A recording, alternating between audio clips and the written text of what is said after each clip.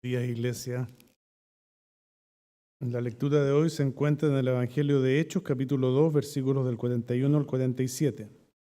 Así dice la lectura. Así pues, los que hicieron caso de su mensaje fueron bautizados, y aquel día se agregaron a los creyentes unas 3.000 personas, y eran fieles en conservar la enseñanza de los apóstoles, en compartir lo que tenían, en reunirse para partir el pan y en la oración. Todos estaban asombrados a causa de los muchos milagros y señales que Dios hacía por medio de los apóstoles. Todos los creyentes estaban muy unidos y compartían sus bienes entre sí, vendían sus propiedades y todo lo que tenían, y repartían el dinero según las necesidades de cada uno. Todos los días se reunían en el templo y en las casas partían el pan y comían juntos con alegría y sencillez de corazón. Alababan a Dios y eran estimados por todos, y cada día el Señor hacía crecer la comunidad con el número de los que Él iba llamando a la salvación. Querida comunidad, esta es palabra de Dios.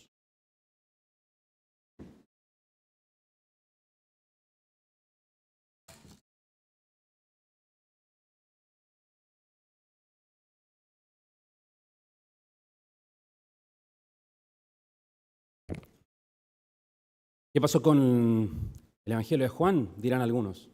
Íbamos viento en popa con el Evangelio de Juan. Bueno, hay un alto.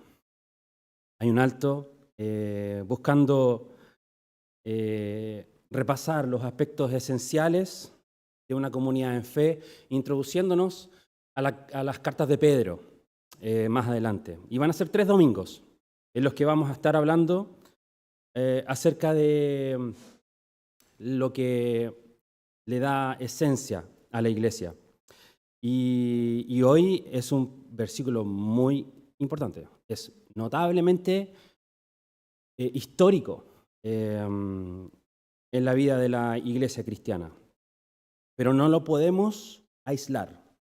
No podemos llegar y tomar este pasaje y tratar de entenderlo sin comprender todo lo que ha pasado, más o menos de donde dejamos el Evangelio de Juan.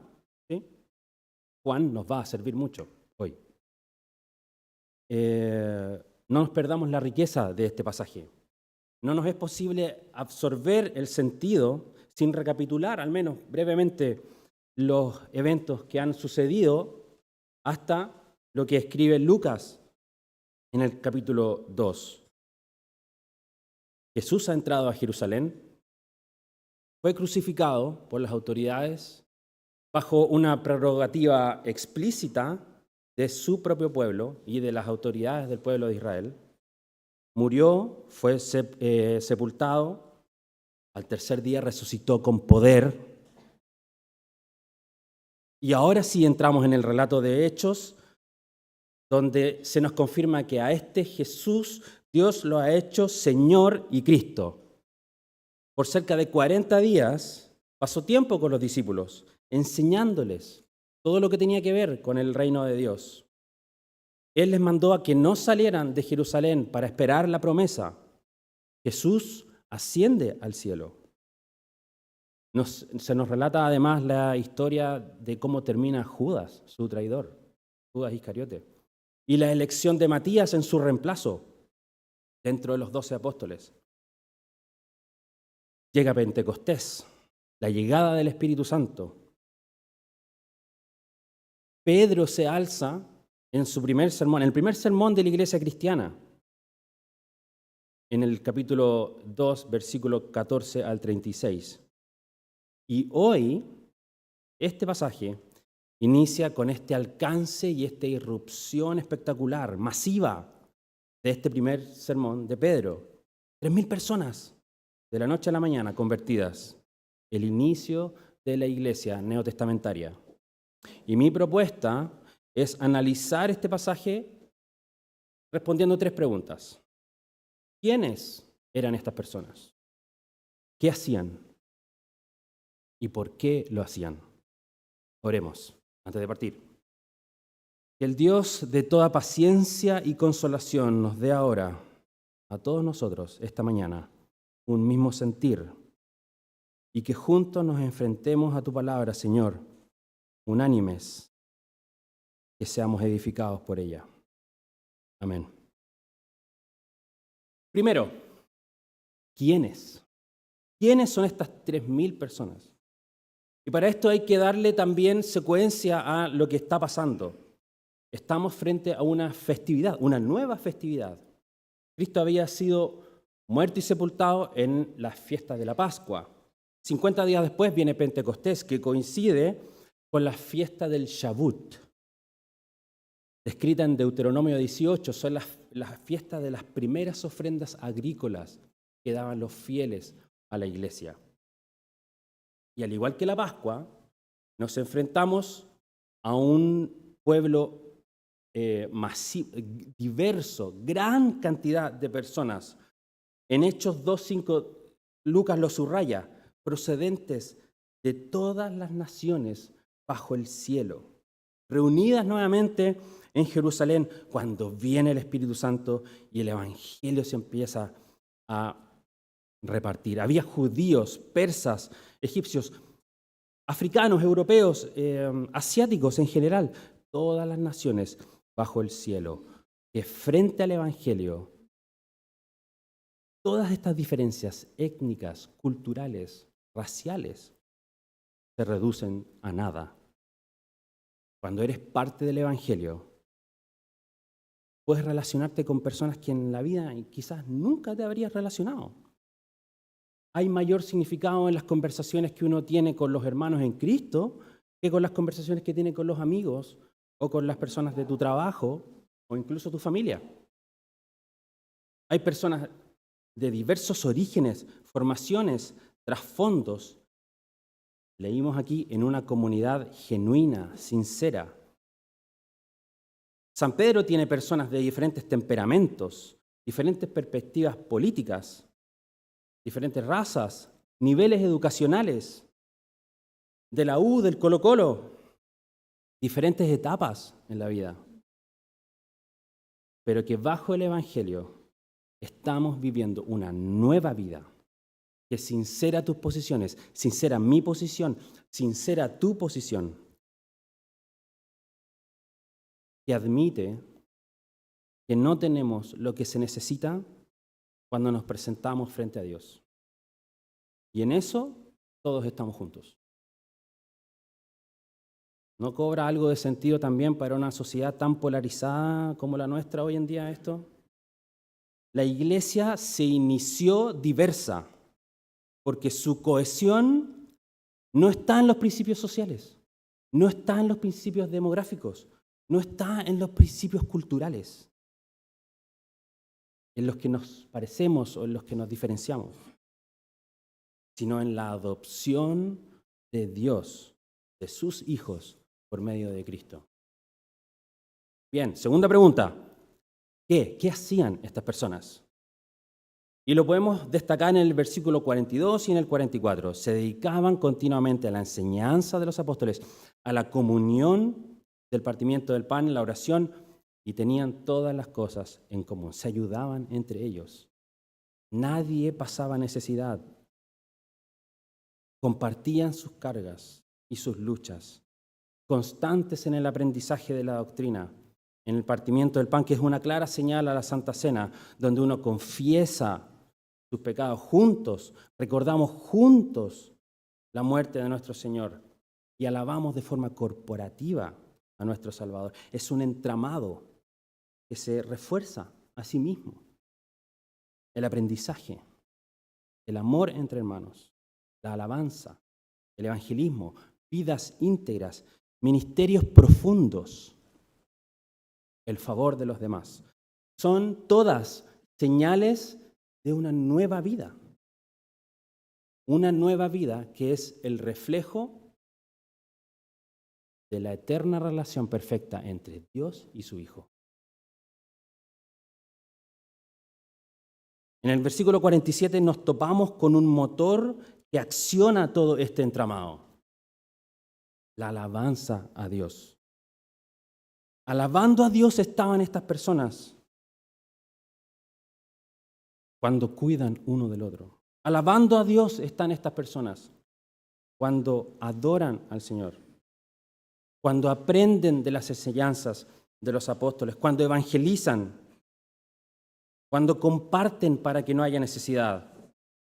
La grandeza, la hermosura, la gloria, la majestad de Dios revelados en Jesucristo, en su evangelio y la presencia del Espíritu Santo en la vida de cada uno de ustedes demanda alabanza.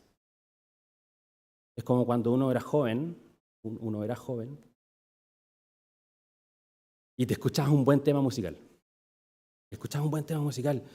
Y tu admiración no está completa hasta que le dices a un amigo, loco, ¿viste esta canción? Escucha esta canción, es muy buena. La iglesia crecía de acuerdo al plan de Dios porque los cristianos de esa época completaban su alabanza diciéndole a otros, mira lo que eras, ve lo que el Señor ha hecho por ti. Alabemos juntos a aquel que es nuestro sustituto en la cruz. Dios ha cortado nuestros corazones de piedra por medio de su evangelio y ha puesto su espíritu dentro de nosotros y ha creado y sostiene a su iglesia para su alabanza. ¿Estás adentro de esta iglesia? 3. ¿Por qué? Tercer punto. Luego de que el Espíritu Santo llenó a aquellos que estaban en la casa en el relato de Hechos en el capítulo 2, eran unas 120 personas más o menos, y ante la duda de quienes los escuchaban, porque hablaban diferentes idiomas y la gente decía, estos están borrachos, ¿qué les pasa? Pedro se alza en el primer sermón de la iglesia del Nuevo Testamento y dice, sepa pues, así termina, versículo 36, sepa pues con certeza toda la casa de Israel que a este Jesús, a quienes ustedes han crucificado, Dios lo ha hecho Señor y Cristo. Y el relato cuenta que al oír esto, estas personas dice que fueron conmovidos profundamente y dijeron a Pedro y a los apóstoles, ¿qué haremos? Pero saben que el griego es un poquito más gráfico. El griego de esto, conmovidos profundamente, dice que ellos sufrieron un corte en el corazón, una incisión. Y aquí hay una alerta, porque en otras palabras, lo que te está diciendo la Biblia en este minuto es que aquí está la clave de quién es cristiano y quién no. Jesús lo había anticipado en Juan, capítulo 16. Cuando Él venga, hablando del Espíritu Santo, convencerá al mundo de pecado, de justicia, de juicio. Y probablemente ahora no es el momento para hablar de la obra del Espíritu Santo en su totalidad, porque probablemente no es el objetivo de esta prédica, pero dame estos 45 segundos para recordar y que nadie se olvide de que el Espíritu Santo es tanto tu parácletos, no sé si se acuerdan de esa palabra en el griego, que tiene que ver con el abogado que tenemos para con Dios, nuestro intercesor, el abogado al lado tuyo, pero también es quien alenjo, otra palabra griega que es interesante, quien pone al descubierto, quien te convence del pecado, quien refuta, quien te amonesta, quien, dicho de otra manera, desnuda todas tus carencias y desarma todo el discurso que has aprendido.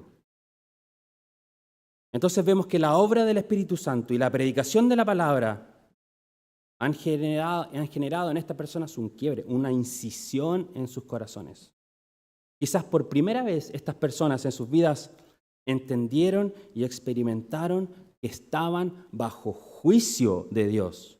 Sus conciencias estaban en una encrucijada, inquietos, algunos sintiéndose probablemente miserables, atemorizados, sin paz con ellos mismos y sin paz con su Creador. Y se dieron cuenta de que la mayor necesidad en el mundo entero en ese minuto era establecer una seguridad de confianza, una relación sana con Dios, que es lo que el Evangelio precisamente ofrece antes que cualquier otra cosa. ¿Qué haremos?, preguntaron en el versículo 37. ¿Qué vamos a hacer? Pedro les responde, arrepiéntanse y sean bautizados, cada uno de ustedes, en el nombre de Jesucristo. Primera vez que alguien usa las dos palabras juntas. Jesús el Cristo, Jesús el ungido, el Mesías. En el nombre de Jesucristo, para perdón de pecados, y recibirán el don del Espíritu Santo. El Espíritu Santo ha sido insertado en sus corazones. Esa es la respuesta a la pregunta que hicimos en el tercer punto del por qué. Packer lo coloca así en su libro Conociendo a Dios. Estas personas muestran el sello de una vida justificada, ya no sujeta a la muerte, porque Jesús, su sustituto y sacrificio, gustó la muerte en lugar de ellos en la cruz.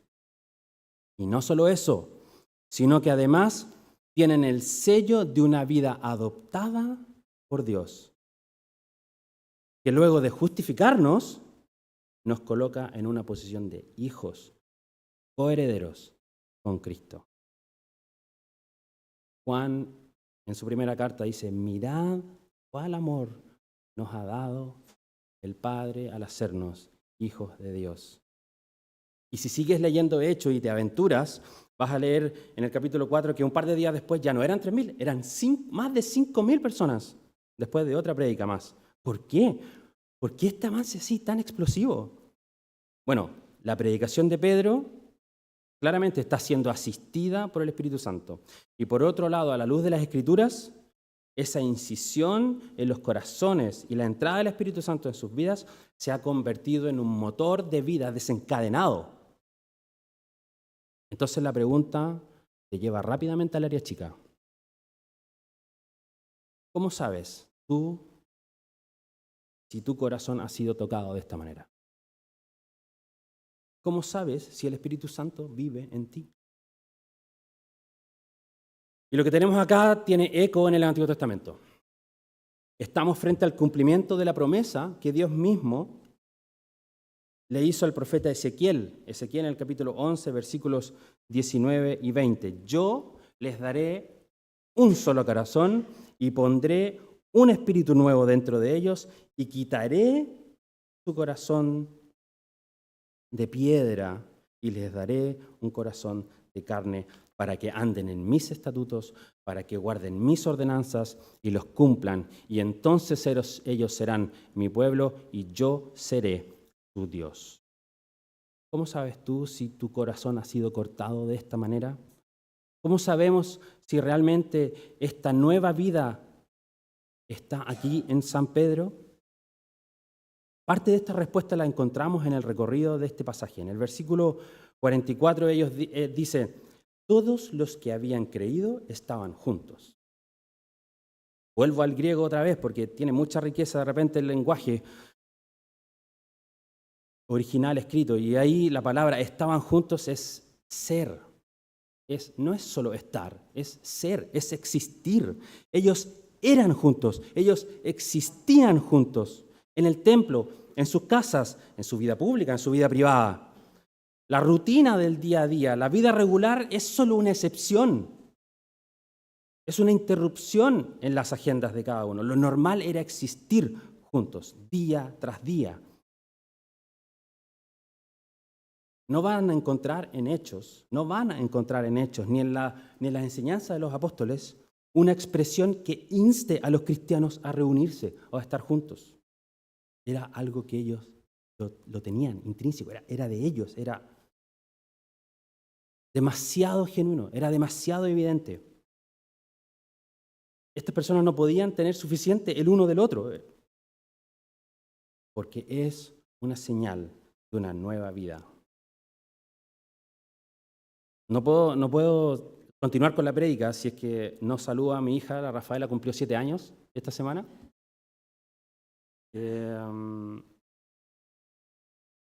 Y lo que hace característico a un niño es que lloran. Los niños lloran. Es parte de sus vidas, del Franco, del Antonio también. Es una señal de vida.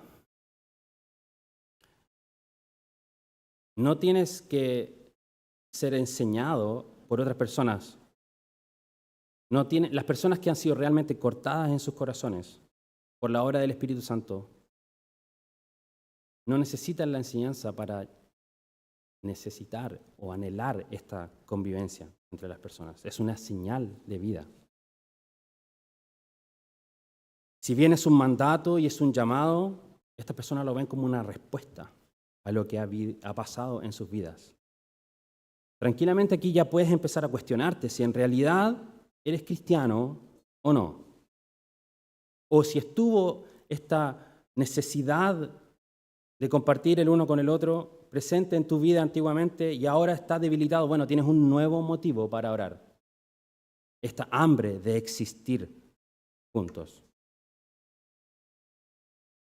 Termino con 3 preguntas.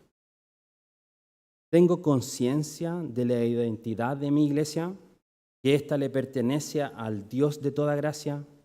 ¿Que Él llama a los suyos, los perfecciona, los afirma, los fortalece y los establece? Como Pedro también dice en su carta.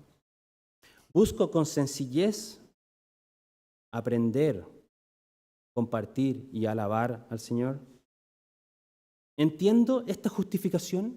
¿Entiendo esta adopción de la que he sido objeto? ¿Ha sido tocado mi corazón? En otras palabras, ¿es Dios tu Padre?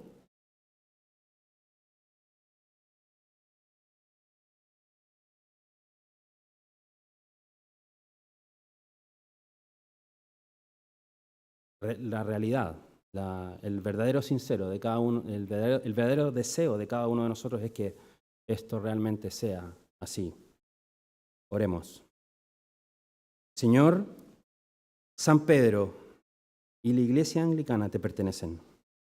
Haznos crecer y abundar en amor el uno con el otro y para con otras personas también. Y que sean afirmados nuestros corazones, los que tú has tocado, los que tú has cambiado, irreprensibles en santidad delante de nuestro Dios Padre. Amén.